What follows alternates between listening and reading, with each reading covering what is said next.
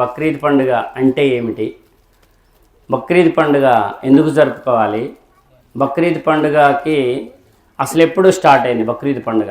ఈ మూడు విషయాలు తెలుసుకొని మనం ఈరోజు ఖుత్బాని ముగిద్దాం. తర్వాత అందరం సలాం తీసుకొని ఈద్గాలు అందరూ వచ్చారు, సంతోషంగా ఉంది. ఒకప్పుడు బక్రీద్ పండుగ నమాజ్కి స్కూల్లో 4, 5, 6 వచ్చేవాళ్ళం. పెద్దగా వచ్చేవాళ్ళం కాదు, కానీ చాలా మార్పు వచ్చింది. ఇంకా మార్పు రావాలి. ఒకప్పుడు కుర్బానీ ఇవ్వటం అంటే ఏంటో తెలియదు. ఇవాళ కుర్బానీ ఇచ్చేవాళ్ళు దగ్గర 10-12 మంది కుర్బానీ ఇచ్చేవాళ్ళు తయారయ్యారు. మా ఇంట్లోనే దగ్గర 4-5 కుర్బానీలు ఉన్నాయి. అల్హమ్దులిల్లాహ్. మా 2 పాపలది, మా పెద్దోడిది, ఇట్లా మొత్తం అంతా కూడా అందరు కుర్బానీ ఇవ్వటం వల్ల ఎంత లాభం ఉంది ఏంటి అనేది తెలుసుకోవాలి. కుర్బానీ ఇప్పుడు ఇచ్చేవాళ్ళు ఇవ్వండి. ఇప్పుడు స్థాయి లేని వాళ్ళు వచ్చే సంవత్సరమైనా సరే నేను కుర్బానీ ఇస్తానని నియత్ చేసుకోండి. దానివల్ల పెద్ద పెద్ద ఆపదలు తొలగిపోతాయి. హాస్పిటల్కి వేలు ఖర్చు పెడుతున్నాం మనం, అవునా కదా? హాస్పిటల్కి పోతే ఎంత ఆపద వచ్చిందంటే ఎంతైనా ఖర్చు పెడతాం. అలాంటి ఆపదలు రాకుండా అల్లాహ్ తఆలా మనల్ని కాపాడుతాడు. ఒక కొద్దిగా మనం అల్లా మార్గంలో అదంతా మళ్ళీ మాసం కూడా 3 వాటాలు చేసి మనమే తినేది ఇంట్లో. అర్థమవుతుందా? అంటే పండగ రోజన్నా ఒక కుర్బానీ ఒక చిన్న పొట్టేలుని తీసుకొని కోసుకొని పండగలాగా చేసుకొని మనం మన బంధువులకి చుట్టుపక్కల వాళ్ళకి అది పంచుకోవటం అనేదే. కానీ దాంట్లో ఖర్చు చేసిన ప్రతిదీ పుణ్యమే. మీకు పెద్ద పెద్ద ఆపదలు హాస్పిటల్ ఖర్చులు రాకుండా అల్లాహ్ తఆలా కాపాడుతాడు ఇన్షాల్లా. బక్రీద్ పండుగ అంటే ఏమిటి? బక్రీద్ పండుగ ఎప్పుడు స్టార్ట్ అయింది? అందరూ చాలామంది అంటున్నారు, కొన్ని పాఠ్య పుస్తకాల్లో కూడా రాంగుగా ప్రింట్ చేయడం జరిగింది. ఇస్లాం అంటే అరబ్ దేశంలో ముహమ్మద్ సల్లల్లాహు అలైహి వసల్లం గారు స్థాపించారు అని అనుకుంటున్నారు. రాంగ్. ఎందుకు రాంగ్ అని అంటున్నానంటే ఈ బక్రీద్ పండుగే పెద్ద గుర్తు మనకి రాంగ్ అనటానికి. ఇస్లాం అనేది మొట్టమొదటి మానవుడితో స్టార్ట్ అయింది. అది అరబీ భాషలో చెప్తే ఇస్లాం దైవ విధేయత విధానం, ఫర్జ్. కొద్దిసేపు వినేళ్తారు కానీ. అయితే ఇది ఆదం గారిని మొట్టమొదటి మానవుడిని పుట్టించడానికి ముందే భూమి ఆకాశాలను పుట్టించాడు దైవం. సూర్యచంద్రుని పుట్టించాడు దైవం. ఇక్కడ సరిపోని వాతావరణం సెట్ చేసిన తర్వాత అప్పుడు మానవుడిని భూమి మీదకి పంపించాడు. అప్పుడే ఫస్టే పంపించాడంటే కాదు, అంతకుముందు గంధర్వులు ఉన్నారు, దైవదూతలు ఉన్నారు, జిన్నాతులు గంధర్వులు అంటారు. వాళ్ళందరూ వాతావరణం అంతా వచ్చి వెళ్ళిన తర్వాత ఈ యొక్క జిన్నాతు జాతి అహంకారానికి లోనైతే వాళ్ళ యొక్క గర్వం తీసివేయటానికి, దాంట్లో జిన్నాతు జాతిలో ఇబ్లీస్ అనేవాడి గర్వాన్ని తీసివేయటానికి అనుకోగల ఒక మనిషిని, దైవదాసుడైన ఒక మనిషిని కొన్ని హద్దులు నియమించుకొని ఆ హద్దుల్లో జీవించే ఒక మనిషిని, ఒక బాధ్యత గల ఒక మనిషిని నేను భూమి మీద పుట్టించబోతున్నాను అని చెప్పి దైవదూతలకి జిన్నాతులకి చెప్పి దైవం మొట్టమొదటి మానవుణ్ణి పుట్టించడం జరిగింది. అర్థమవుతుందా? భార్యాభర్తల బంధం, ఆ మానవుడి యొక్క పక్కటెముక తీసి తనకి భార్యని సౌఖ్యం కోసం, సంసార బంధం కోసం, ఆ భార్యని తోడు కోసం సృష్టించడం జరిగింది దైవం. అర్థమవుతుందా? ఇప్పుడు దైవం ఎక్కడున్నాడు అంటే భూమి ఆకాశాలను పుట్టించకముందే దైవం ఉన్నాడు. ఒక గృహప్రవేశం రోజు శంకుస్థాపన మొదలు పెట్టకదాకే ఇంటి యజమాని ఉండి దాన్ని స్టార్ట్ చేసినట్టు ఈ భూమి ఆకాశాలని దైవం అంతకుముందే ఉన్నాడు కాబట్టే భూమి ఆకాశాలను స్టార్ట్ చేశాడు. ఆయన భూమి ఆకాశాల మధ్యలో జీవించేవాడు కాదు. అర్థమవుతుందా? ఈ గాలి, ఈ శరీరం ఏదైతే ఉందో, ఈ గాలి, నీరు, ఇదంతా ఆకలి, ఆహారం తినకపోతే మనిషి బతకలేడు. కానీ దైవానికి నీరు తాగే అవసరం లేదు, ఆహారం తినే అవసరం లేదు. ఆయన మహత్తర శక్తి సంపన్నుడు. ఈ విషయం అందరికి అర్థం కావాలి. అలాగా మొట్టమొదటి మానవుడితోని స్టార్ట్ అయిన ధర్మాన్నే దైవ ధర్మం అంటారు తెలుగులో చెప్తే. దేవుడి ఆజ్ఞల్ని పాటించటమే దైవధర్మం. ఈ లోకం ఎందుకయ్యా అంటే ఈ లోకంలో ఎంతున్నా, ఏదున్నా, ఎంత జ్ఞానం ఉన్నా, ఎంత బలం ఉన్నా, ఎంత ధనం ఉన్నా, అర్థమవుతుందా? మనకి ఎన్ని తెలివితేటలున్నా, తెలివున్నా ఎక్కడి నుంచి తీసుకుపోయేది ఏమైనా ఉందా అంటే నీకు 4-3 మగ పిల్లగాళ్ళున్నా, అర్థమైందా? అందమైన భార్య ఉన్నా, నీకు అందమైన కొడుకులున్నా, ఇంకా నీకు ఎంత తెలివి ఉన్నా, వీటన్నింటి ఉపయోగించుకొని వీటన్నింటిని పొంది, ఈ అనుగ్రహాలన్నీ పొంది ఇక్కడ నువ్వు సాధించేది ఏందయ్యా? అర్థమవుతుందా? ఇక్కడ నుంచి నువ్వు తీసుకుపోయేది ఏందయ్యా? మరణం ఉన్నంత వరకే. మరణం వచ్చింది అంటే ఇక్కడ మనం ఉండం. నీకు సంతానం ఉన్నా, అందమైన భార్య ఉన్నా, అందమైన పిల్లగాళ్ళు ఉన్నా, ఇంకా ఏదైనా నీకు బలం ఉన్నా, ధనం ఉన్నా, తెలివి ఉన్నా, నీ మరణ గడియ రాకముందు వరకే ఇక్కడ నువ్వు నేను. అర్థమవుతుందా? ఆ గడియ వచ్చింది అంటే ఈ లోకం నుంచి ఇంకొక లోకానికి తీసుకుపోతానికి దైవదూత వచ్చింది, దైవాజ్ఞ మేరకి. అరబీలు చెప్తే అల్లా అంటారు దైవాన్ని, అంతేగాని అల్లా అంటే సాయిబుల్ దేవుడు ఎంత మాత్రం కాదు. అర్థమవుతుందా? అలా దైవాజ్ఞల్ని పాటించేటటువంటి ధర్మం ఎప్పుడు పుట్టింది? ఇప్పుడు చెప్పండి, ఎప్పుడు పుట్టింది? వినాలి, ఇది అర్థం కావడానికి చెప్తున్నాను నేను. మొట్టమొదట మానవుడితోనే పుట్టింది. దాన్ని అరబీలు చెప్తే ఇస్లాం అంటారు. దైవధర్మం ఎప్పుడు పుట్టింది? మొట్టమొదటి మానవుడితో పుట్టింది. దేవురా మానవుడు, ఆయన పేరేంటి? ఆదం అలైహిస్సలాం. ఆదం గారు. ఇది అన్ని గ్రంథాల్లో ఉంది, పరిశుద్ధ బైబిల్లో ఉంది, వేదాల ఉపనిషత్తులో ఉంది. మొట్టమొదటి మానవుడితోనే దైవధర్మం పుట్టింది. ఆ దైవధర్మాన్ని అరబ్బీ భాషలో చెప్తే ఇస్లాం అంటారు. క్లియర్ ఎక్కడికి?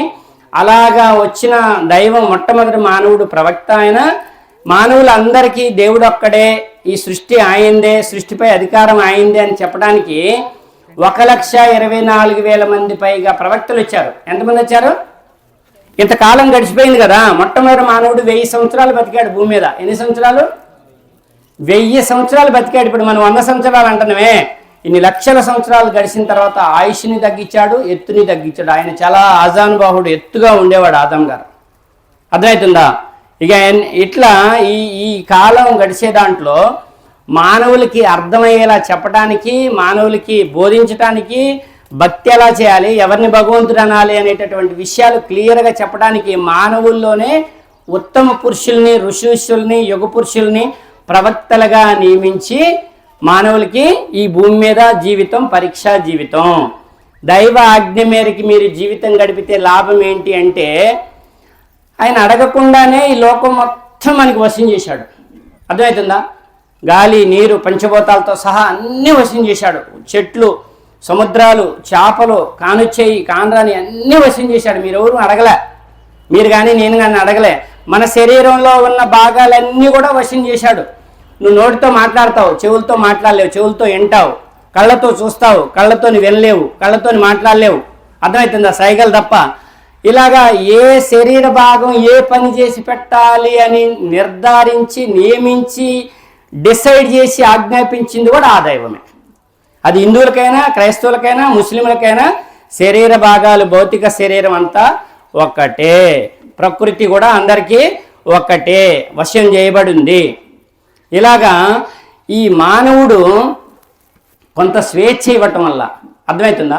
కొంత స్వేచ్ఛ ఇవ్వటం వల్ల ఏమనుకుంటున్నాడంటే, నాకు నేనే మనగాన్ని, నా ఇష్టానుసారం జీవించవచ్చు, నా మీద ఎవరి అదుపు లేదు, ఎవరి ఆజ్ఞ లేదు, నా ఇష్టం, నేను ఎట్టే నడుస్తాను అనేటటువంటి ఒక ఆలోచన ప్రతి ఒక్కళ్ళలో ఉంటుంది. అర్థమవుతుందా? తన ఇష్టానుసారం చేయు ప్రతి పని నాశకరము. ప్రతి జుమ్మాలో చెప్పే మాట ఇది. మన ఇష్టం, నీ ఇష్టం, నా ఇష్టం, అందరి ఇష్టాలు తీసుకొచ్చి పక్కన పెట్టాలి. ఏం చేయాలి? నీ ఇష్టం, నా ఇష్టం, నీ ఇంటికాడ నీ ఇష్టం, నీ భార్య మీద నీ ఇష్టం, నీ పిల్లల మీద నీ ఇష్టం. కానీ దేవుడి విషయంలో, భక్తి విషయంలో, ధర్మం విషయంలో నీ ఇష్టం, నా ఇష్టం అంతా కట్టగట్టి చుట్టచుట్టి పక్కన పెట్టాలి. దైవ ఇష్టాన్ని మాత్రమే ఫాలో కావాలి, దైవ ఆజ్ఞలు మాత్రమే ఫాలో కావాలి. ఏ విషయంలో? దేవుడి విషయంలో. అర్థమవుతుందా? దేవుడి విషయంలో, భక్తి విషయంలో ఫాలో అయితే లాభం ఏంటి అంటే, ప్రతి మనిషికి కోరికలు ఉంటాయి. కరెంట్ పోయిందా? ప్రతి మనిషికి కోరికలు ఉంటాయి. మీ న్యాయమైన ప్రతి కోరికని అల్లా తాలా తీరుస్తాడు. అర్థమవుతుందా? అనారోగ్యం రాకుండా ఉండాలని, ఆపదలు రాకుండా ఉండాలని, పెళ్ళిడు వచ్చిన తర్వాత మంచి అందమైన భార్య రావాలని, అసలే పెళ్లి కాకపోతే ఏదో ఒక అమ్మాయితో పెళ్లి కావాలని మీరు కోరుకుంటారా? కోరుకోరా? అమ్మాయి అయితే చాలు, ముందు ఒక సంబంధం చూడు అనేటటువంటి ఇలా కోరికలు పంట పండాలని, ఇంకేదైనా సరే మీకు ఎన్ని కోరికల పుట్ట అనమాట. మనిషి బుద్ధి ఏంటి? కోరికల పుట్ట. అలాంటి కోరికల్లో న్యాయమైన కోరికలు, మనకు అర్హత ఉన్న కోరికలు అన్నింటినీ కూడా అల్లా తాలా తీరుస్తాడు. అందరికంటే నమాజ్ ఎవరైతే ధర్మంలో ఉన్నారో, ఎవరైతే నమాజ్ చేస్తారో, నమాజ్ చేయని వారందరికంటే దాదాపుగా సీనియర్, ఒక 10-15 సంవత్సరాలు నమాజ్ చేసే వాళ్ళని చూడండి మీరు, నమాజ్ చేయని వాళ్ళ మీద ఆధిక్యంగా ఉంటారు. ఇంతకంటే ఇంకేం కావాలి? భూలోకంలో ఆధిక్యంగా ఉంటారు, పరలోకంలో స్వర్గం ఉంటుంది. అయితే ఇలా తన ఇష్టానుసారం నడిచేటటువంటి పనిలో దారి తప్పిపోతాడని దైవం ఏం చేశాడంటే ప్రవక్తలను పంపించాడు. ఎవరిని పంపించాడు? ప్రవక్తలను పంపించాడు. అలాంటి ప్రవక్తల్లో ఒక గొప్ప ప్రవక్త ఇబ్రహీం అలైహిస్సలాం. వింటున్నారా? ఇబ్రహీం గారి పేరెత్తితే ఇటు ముస్లింలు అందరూ ఏమంటారంటే ఆయన మా తండ్రి. అర్థమవుతుందా? ఈయన ఒక్కను ఇప్పుడు ఆ పండుగ జరుపుకునేదే, మనం ఈ బక్రీద్ పండుగ జరుపుకునేదే ఇబ్రహీం అలైహిస్సలాం గారి త్యాగానికి గుర్తుగా. ఈ 2 మాటలు మీకు వివరించి చెప్తాను. ఇబ్రహీం అలైహిస్సలాం గారు అచంచలమైనటువంటి దైవ విశ్వాసి. క్రైస్తవుల కాడికి వెళ్ళి అడగండి ఇబ్రహీం గారు అంటే వాళ్ళకి అర్థం. అబ్రహాం గారు ఎవరంటే మా తండ్రి అంటారు. అర్థమవుతుందా? అటు యూదుల కాడికి వెళ్ళి అడగండి అబ్రహాం గారు ఎవరంటే మా తండ్రి అంటాడు. మరి అసలు అబ్రహాం గారు ఎవరయ్యా అంటే ఆయన బహుదైవారాధన కుటుంబం నుంచి వచ్చినటువంటి ఆజర్ గారి కడుపును పుట్టినటువంటి ఆజర్ గారు ఆయన తండ్రి. అబ్రహాం గారి తండ్రి అంటే ఆజర్ గారు. ఆయన బహుదైవారాధన చేసేవాడు, విగ్రహాలని తయారు చేసి అమ్మేవాడు. ఎవరు? వాళ్ళ నాన్నగారు ఆజర్ గారు. ఆయన కొడుకే ఇబ్రహీం గారు. ఇబ్రహీం గారికి కాలక్రమేణా 2 కుమారులు పుట్టారు. ఒకళ్ళు ఫస్ట్ కుమారుడు ఇస్మాయిల్ అలైహిస్సలాం. ఫస్ట్ కుమారుడి పేరు చెప్పండి, ఇస్మాయిల్ అలైహిస్సలాం. రెండో కుమారుడు ఇస్హాక్ అలైహిస్సలాం. ఇస్హాక్ అలైహిస్సలాంకి పుట్టిన సంతానమే యూదులు, క్రైస్తవులు. అర్థమవుతుందా? ఇబ్రహీం అలైహిస్సలాం మొదటి కుమారుడైన ఇస్మాయిల్ అలైహిస్సలాం ఎక్కడున్నాడయ్యా అంటే మక్కాలో. ఇప్పుడున్న ఏదైతే హజ్కి వెళ్ళారు 25 లక్షల మంది హజ్ చేస్తున్నారు. మీరు టీవీలో చూస్తున్నారు. ఈ బక్రీద్ పండుగ హజ్ చేస్తారు కదా. ఎంతమంది?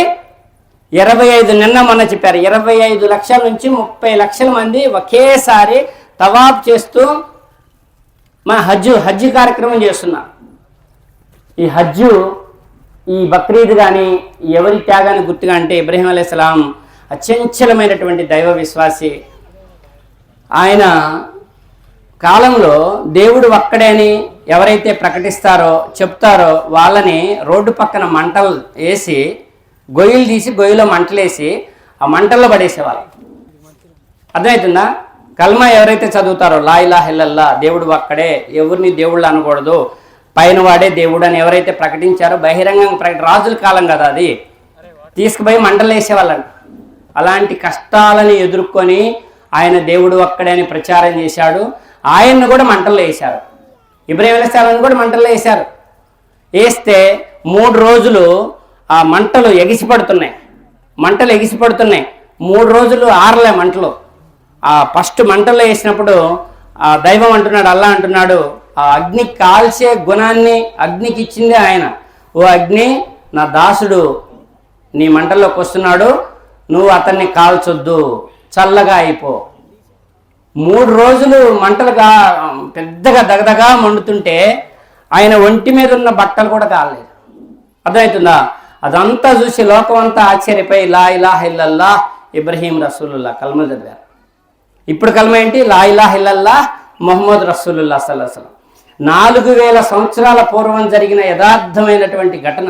అలాంటి అచంచలమైన విశ్వాసం గల ఆయన అడిగితే మంటలే ఆయన్ని కాలకుండా దైవం ఆపాడు. అది ఒక భక్తిలో ఉన్నటువంటి గొప్పతనం. ఏంటంటే నువ్వు నిజమైన భక్తుడు అయితే నువ్వు అడిగితే పంచభూతాలను కాదు, నీకు కావలసిన దాన్ని నీ కాళ్ళ ముందు పడేస్తాడు. ఎంత పెద్ద ఆపదనైనా తొలగిస్తాడు. మూసా అలైహిస్సలాం కాలంలో కూడా ఒక గొప్ప అద్భుతం జరిగింది. ఇటు దేవుడు అక్కడనే సమూహాన్ని చంపడానికి వాళ్ళు వచ్చారు. ఫిరౌన్ రాజు వాళ్ళందరూ వచ్చారు. అప్పుడు ఆయన, నా సమూహం అంతా మేము ఎక్కడికొచ్చినాం, ఇటు సముద్రం అడ్డం వచ్చింది, దేవా మాకేంటి ఇప్పుడు, నువ్వే మాకు దిక్కు, రెండో దిక్కే లేదు మాకు, మమ్మల్ని రక్షించేవాడివి నువ్వే అని చెప్పి ఆయన అలా అని ఇలా చేతులు ఎత్తగానే దైవదూతని పంపించాడు. నీ చేతిలో ఉన్న కర్రతో ఒక్కసారి సముద్రాన్ని ఇట్లా కొట్టు అని అనగానే సముద్రాన్ని కొట్టగానే సముద్రం దారి ఇచ్చింది. చిన్న విషయం అండి. నిజమైన దాసుడివైతే 5 సార్లు నమాజ్ చేసి తహజుద్ నమాజ్ చేస్తే నువ్వు ఒక అద్భుతాన్ని చూస్తావు భూలోకంలో. అర్థమవుతుందా? భూలోకంలో ఒక అద్భుతాన్ని చూస్తావు. ఆపదలన్నీ తొలగిపోతాయి, బరకత పెరుగుతుంది, సిరి సంపదలు పెరుగుతాయి, సంతానం నీ మాట వింటారు. అర్థమవుతుందా? స్వర్గ అర్హత నీకు భూలోకంలోనే అందింది. దేవుడు నా వెనకుండి నన్ను నడిపిస్తున్నాడు అనే ఒక గొప్ప అనుభూతిని ప్రతి ఒక్కళ్ళు పొందుతారు. ఇన్షాల్లా చెప్పండి ఆమీన్. అలాంటి ఇబ్రహీం గారికి ఏమైంది అంటే ఒకరోజు ఒక కల వచ్చింది. దేవుడు ఒక పరీక్ష పెట్టాడు. తను లేక పుట్టాడు పెద్ద కుమారుడు. ఎవరు? ఇస్మాయిల్ అలైహిస్సలాం. ఇస్మాయిల్ అలైహిస్సలాంని 11-12 సంవత్సరాల వయసు వచ్చింది. ఇక స్టోరీ చాలా పెద్దది, మీకు అర్థం కావడానికి చెప్తున్నా. ఆయనకి కొడుకు ఎలా పుట్టాడు, ఎక్కడ వదిలిపెట్టాడంటే ఇప్పుడు ఉన్న మక్కాలో వదిలిపెట్టాడు. భార్యను కొడుకుని వదిలిపెట్టిరామంటది సారా అలైహిస్సలాం, మొదటి భార్య, రెండో భార్య కొడుకుని, రెండో భార్యని. అక్కడ జంజం నీళ్ళు ఎలా వచ్చాయి ఏంటి ఇదంతా మీకు తెలిసిందే, తర్వాత స్టోరీలో చదువుకోండి. సమయాన్ని చాలా తగ్గించి చెప్తున్నా నేను. ఆ లేక కలిగినటువంటి కొడుకుని అంటే మధ్యలో పోయి ఇచ్చాడు అల్లా ఆజ్ఞ మేరకు. అక్కడ కాబతుల్లా షరీఫ్ స్వర్గం నుంచి ఒక రాయిని తీసుకొచ్చి అక్కడ ఒక ఆరాధనా గృహం కట్టడం జరిగింది. అదే కాబా, అదే మనం ఇప్పుడు హజ్ చేసేది. దాన్ని సందర్శించడానికి, దాన్ని మళ్ళీ పునర్నిర్మించడానికి తన సంతానాన్ని ఇబ్రాహీం అలైహిస్సలాం గారు ఇస్మాయిల్ అలైహిస్సలాంని అక్కడ వదిలేసి రావడం జరిగింది. అప్పుడప్పుడు పోయి చూసేస్తూ ఉండేవాడు. ఇక ఆయన పెరిగి పెద్ద అవుతుంటే ఆయన మీద ఇంకా ప్రేమ పెంచుకున్నాడు. ఆ కొడుకు కూడా వినయం గలవాడు, విధేయత గలవాడు, తండ్రి మాట పాటించేవాడు, తండ్రి ఆజ్ఞ పాటించేవాడు, అల్లా ఆజ్ఞ పాటించేవాడు. అయితే ఒకరోజు అలాంటి లేక కలిగినటువంటి కొడుకుని జుబాయిస్తున్నట్టుగా, బలి ఇస్తున్నట్టుగా కలొచ్చింది. ఏంటండి? బలి ఇస్తున్నట్టు కలొచ్చింది. ఇదేంటి కలొచ్చిందని ఆయన దిగాలిపోయి ఆలోచనలో పడ్డాడు. మళ్ళీ రెండో రోజు మళ్ళీ సేమ్ అదే కలొచ్చింది. తన లేక కలిగినటువంటి కొడుకుని మక్కా పట్టణంలో ఇప్పుడు ఏదైతే అందరూ పొట్టేళ్ళు బలిస్తారో ఆ బలిపీఠం దగ్గర బలిస్తున్నట్టుగా కలొచ్చింది. రెండో రోజు కూడా ఇంకా ఆలోచనలో పడ్డాడు. మూడో రోజు కూడా కలొచ్చింది, సేమ్ కన్న కొడుకుని బలిస్తున్నట్టుగా కలొచ్చింది. ఆయన దైవం నాకు పరీక్ష పెట్టాడు, నా కొడుకుని లేక పుట్టిన నా కుమారుణ్ణి బలిగా అడుగుతున్నాడేమో అని ఆ కొడుకుని తీసుకొని చాలా తతంగం జరిగింది. మధ్యలో ఇదంతా చెప్పాలంటే గంటలు పడింది. నేను మీకు అర్థం కావడానికి షార్ట్లో చెప్తున్నాను. ఆ కుమారుణ్ణి తీసుకొని బలిపీఠం దగ్గరికి వెళ్తున్నాడు. 3 రోజులు కలొచ్చిన తర్వాత సమయంలో ఆ కొడుకు చెప్పాడు, ఇట్లా 3 రోజులు కలొచ్చిందంటే ఆ కొడుకు కూడా, కుమారుడు కూడా అంటున్నాడు, నాన్నగారు మీకు వచ్చిన కళని నెరవేర్చండి, నేను శిరసావహిస్తాను అని చెప్పి అంత అనుకోగల కుమారుడండి. ఈ రోజుల్లో ఉన్నారంటే 12 సంవత్సరాలు 11 సంవత్సరాల కుమారుడు మాట వింటున్నారా? కనీసం మీ మాట వింటున్నారా? వింటలేదు, వినే పరిస్థితి లేదు. ఎందుకంటే మనమే ముందు నమాజ్కి రాము, మనమే ముందు దేవుడి మాటను, మనం దేవుడి మాట వినాం కానీ మన పిల్లగాలు మన మాట వినాలని కోరుకుంటాం.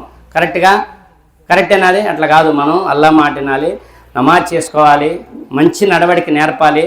సంతానానికి తల్లిదండ్రుల మీద ఉన్నటువంటి హక్కు ఏంటంటే మంచి విద్యాబుద్ధులతో పాటు మంచి భయభక్తులు, మంచి నమాజు, మంచి ఖురాన్ చదవటం కూడా నేర్పాల్సిన బాధ్యత తల్లిదండ్రుల మీద ఉంది. ఈ బాధ్యత మీరు విస్మరిస్తే వాళ్ళు పెళ్ళైన తర్వాత తల్లిదండ్రులకి ఎదురు తిరుగుతారు, శాపమవుతారు.